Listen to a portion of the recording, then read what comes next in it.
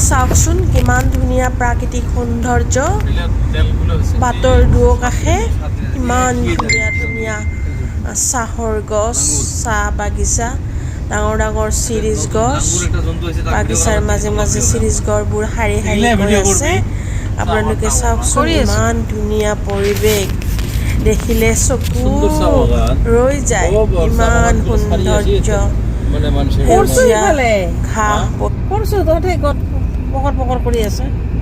মই ভিডিঅ' কৰি আছো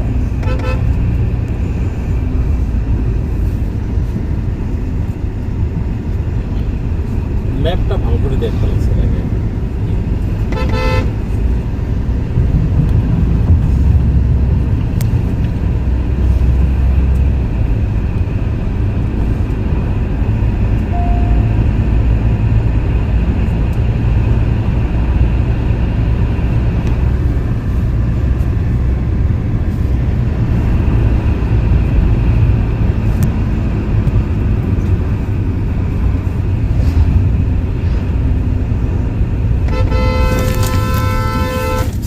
কি বস্তু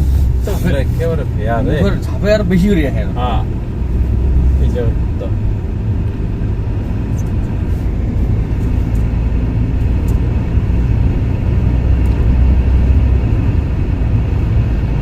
পাহাৰখন এতিয়া স্পষ্ট দেখা যায় চা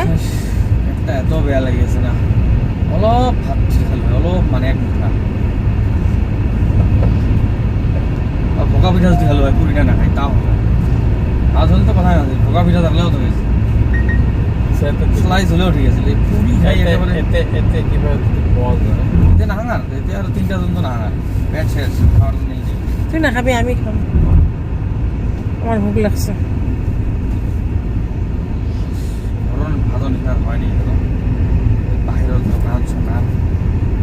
মাথা নষ্ট হয়ে যায় এগুলো খালে আপনার ভালো লাগবে পারে কারণ আপনি বিলাসী পাড়ার থাকা মুই থাকুক গুয়াহাটির মানুষগুলো খাওয়া নুবুঝে আইসো রে বললেন এটা না বুঝলি এটা ভালো লাগে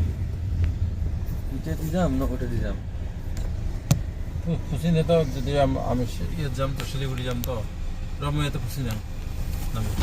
শিলিগুড়ি কোন দিকে যায়